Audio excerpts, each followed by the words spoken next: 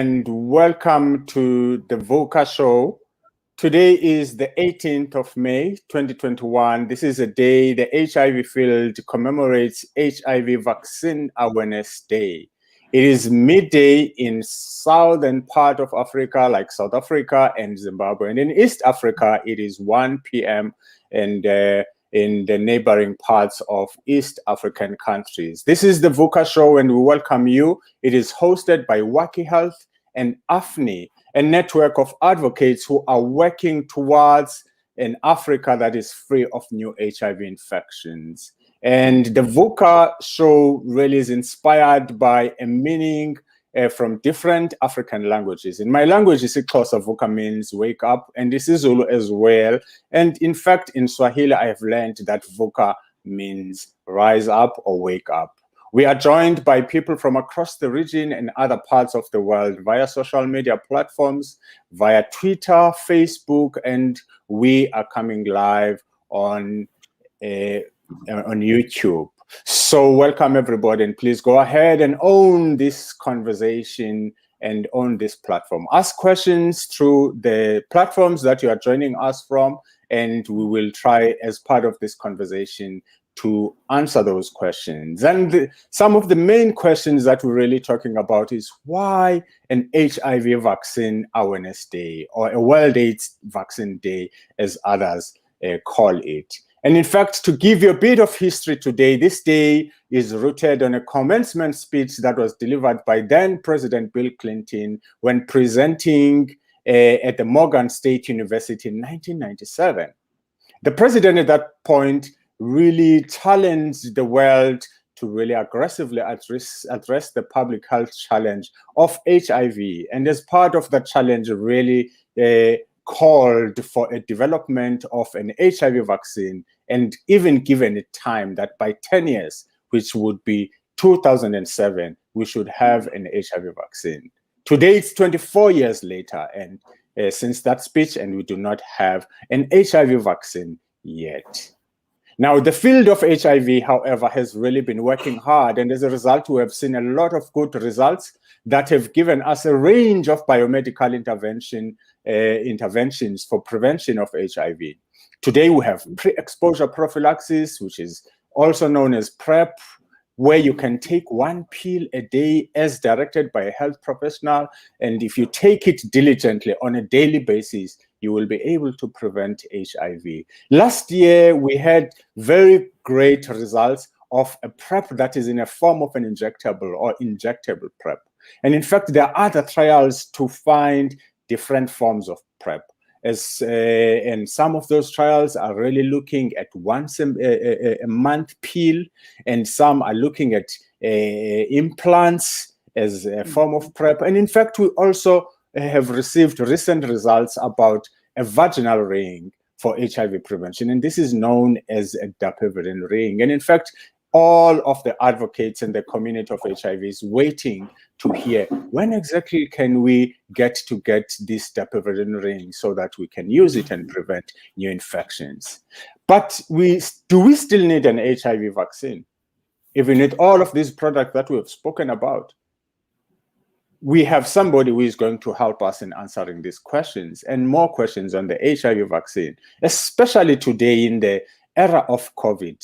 And this person is a power woman, I call her. She's a researcher who has given over 10 years of her professional life as a doctor to contribute in finding biomedical HIV prevention products. She's based in Zimbabwe. In fact, when you see her, she will be drinking off a cup with a map of Zimbabwe, because she's an African woman. And in fact, she is very dedicated in ensuring that African women who are unfortunately the most burdened by HIV get as many options that they can choose from to prevent HIV. And in fact, that includes an HIV vaccine and other similar products. And to help us, and the person I'm talking about is none other than Dr. Nyaradzo, aka Nyari Mgodi. Welcome, Dr. Mgodi. How are you doing? Thank you very much, Ntando. Thank you. Ntando, don't forget that we are in a public arena. You are always just, flattering me. All right, I will Yes. not do that. But all the things that I've said are you. But let's get on with it, Dr. Mgodi, and Yes. you can even Yes. tell us a bit about yourself. But why do we need an HIV vaccine with all these products that we already have today? Yes. So perhaps before I start, Ntando, you did mention that in Swahili, in Xhosa, and other languages, VUKA means rise up, wake up. In Shona, my language, VUKA, it's muka, wake up, rise up. So we are all speaking the same language. The same language. How beautiful. Wake up to this epidemic of HIV. Ntando, you talked about all the beautiful, and I'm an advocate, I'm a researcher for all those interventions you talked about, the vaginal ring, oral PrEP, injectable PrEP, monoclonal antibodies, all of those. I've worked on those and I love those products. Yes, but even treatment as prevention, all those are beautiful interventions for prevention and for treatment for HIV. But even with all those useful and highly efficacious products, we still have up to 2 million new infections of HIV every year. Yeah. So it means that there is a gap there that needs to be filled, because sometimes perhaps like women, for example, perhaps they are not able to use oral pre-exposure prophylaxis. Perhaps they are not able to negotiate for safer sex practices. So they need something that is going to protect them. So we definitely need an HIV vaccine. Yeah, wow. because so you really. Yes, go ahead. We continue to have infections despite having all those beautiful, highly efficacious products that I've talked about. That is super interesting, that with all of the products and the investment that we have put in, which provides options for everybody so that everybody can choose, but we still need one additional option, which is a vaccine. And because you make a case that it's because we're still having and experiencing a rise in new HIV infections. So some of us might ask, what are vaccines?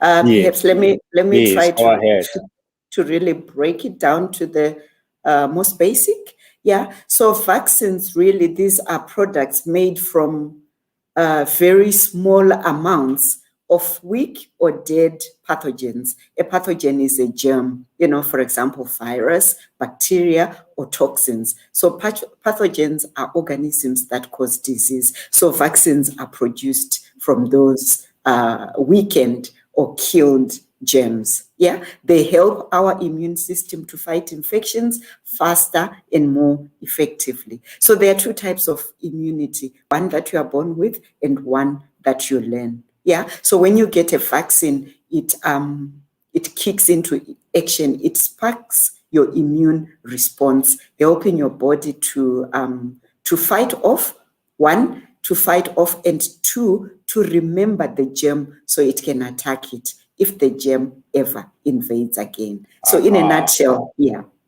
No, that is helpful. So people shouldn't really be worried about vaccines because it's a medical process. And in fact, we have had vaccines for a number of diseases. I hear that in other parts, in fact, in Africa, we do not have polio anymore, at least very minimal polio. And it is as a result of a vaccine, right? Yes, it is. It is. So yes. And now you talk about polio, you're talking about the other vaccines. It took us forever, not forever, long time as scientists. Yeah. I'm referring to we as the royal we, the scientists. So it takes long. That's what I want us to start going. It takes long for us to develop vaccines because especially more so for HIV, because there are many types of HIV and HIV is constantly changing. So it takes a long time. Because the other question which I know people will ask is, why why don't we have an HIV vaccine? After all these years. I mean, it's been about 30 years. Yes, we're getting into 40 years, yeah. Oh my word. We do not have a vaccine, and in fact, we in just a year of hearing about another pathogen or another disease in COVID, we now have vaccines. How do you explain that as a doctor? So, yes, so talking about COVID, I think COVID here has been really expedited. This is something that hit us. It hit the whole, it hit globally. So there's been a lot of work done on COVID, yes, which is also another virus. And perhaps to backtrack a bit, COVID really did affect us. It touched every facet of our lives, our health, our families, our economy, everything. Yeah. So it would have touched on research as well. There would have been some adverse effects on research. But I think we learned a lot from COVID. What we are learning from COVID, really, because COVID is moving at such an expedited rate, a fast rate, because these are viruses and vaccines, vaccinology, immunology. What has been learned from COVID, we can extrapolate it to HIV and vice versa. So already, I think COVID had an unfair advantage in terms of development, because we as scientists, as vaccinologists, as immunologists, as clinical trialists, we had learned a lot from HIV. And when COVID came, it was easy for us really to take up the lessons learned from the past. You know, the neutralizing antibodies, the immunology, the virology, it was easy for us. Yeah. And some people would have thought that perhaps COVID disrupted our works in the HIV vaccine field. Yeah, I think earlier on in the pandemic it did. But as scientists, we came up with mitigation strategies to protect our participants, to protect our members of staff, to protect you, Ntando, the community. The community is very, very important. We really rely on you in terms of advocacy for the vaccines, for all these HIV interventions. Yeah. Wow. Now, there's so much to talk about. I mean, you talk about other options that are actually being researched. You talk about lessons that are learned, for instance, from vaccine work over the years, which when COVID hit, all of the HIV, at least almost all the HIV researchers immediately took up on COVID research. And today we are experiencing a lot of success in terms at least of an HIV or a COVID vaccine. But interestingly, as part of the things that you are mentioning is, you know, that COVID research has really taken lessons from HIV research. And one can argue that it seemed as if once COVID came about, and like you also suggested that HIV vaccine research work has, or even HIV research work in general, has been disrupted. And now, what is it that you think we can do to make sure that we bring back HIV vaccine research so that it is not overridden or at least forgotten because of the COVID work that's happening today? So perhaps maybe let me backtrack a bit. At the beginning of the COVID pandemic, we were setting our feet on the ground. So maybe then there would have been some disruptions, but really we have kept the momentum. We haven't stopped. Yes. What it means is that I'm sleeping less. You know, you can see the bags at the bottom of my eyes. Yeah.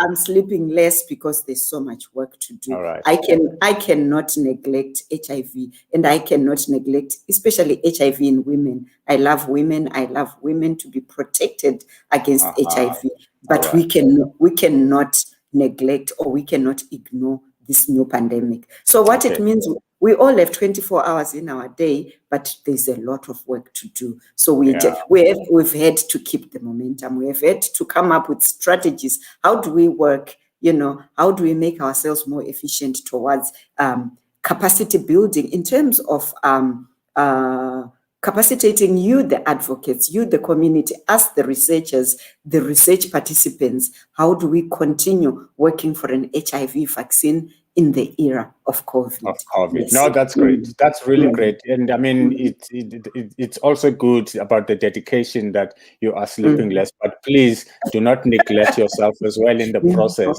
Let's not neglect HIV as we are not neglecting COVID, but we should not neglect ourselves as well, so that we can live longer to be able to bring all of these solutions. It's very unfortunate that we do not have enough time to have this conversation, but you are watching it on VUKA, and please keep interacting with our Facebook, Twitter, Instagram, where you look for AfNHI, AfNHI, AfNHI, and up to, I mean, in those platforms, you'll be able to have more engagements and hear more discussions that we are having here. And as we go towards the end, Dr. Mgodi, you had mentioned the importance of communities in science. This is science. Is there a place for communities and those who are advocates, or we should just leave all of the work to scientists? Is this a trick question, Tando? you of all people and your colleagues like Jonathan, Lucas, Gail Broder, I'm always hearing you saying there's nothing. On a serious note, there's nothing for us. I'm the community because I'm also a patient. So as a patient, as a healthcare seeker, there's nothing for me without me. So as communities, there's nothing for you without you. So there's need for comprehensive community engagement in line with the ethical guidelines, to empower, to equip, and to harness all the different stakeholders' expertise. All of us, we are experts at something. So we need to harness that expertise in the unique design and conduct of clinical research, especially HIV vaccine development. Yeah, we need all these, the global partnerships. So community engagement it's I don't think I should even mention it because it is part of it. It must be part of it. Yes. All right.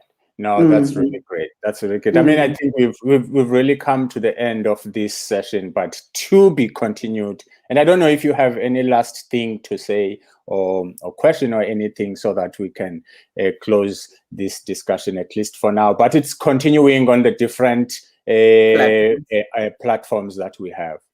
Yeah, so thank you, Ntando. So really, maybe let me end on by saying that we need global partnerships, and these are the ones which are moving the science of HIV vaccine development forward. And this eventually delivery will depend on political will, sustained funding, global partnerships, and community support. So thank you very much.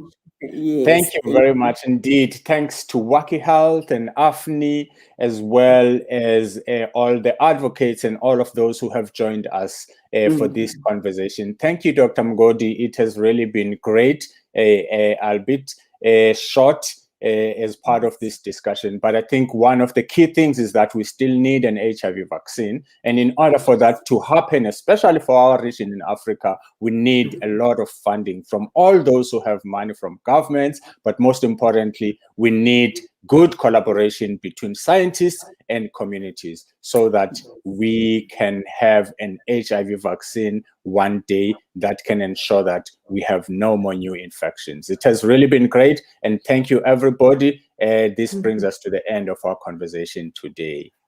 Thank you. Bye-bye. Bye-bye.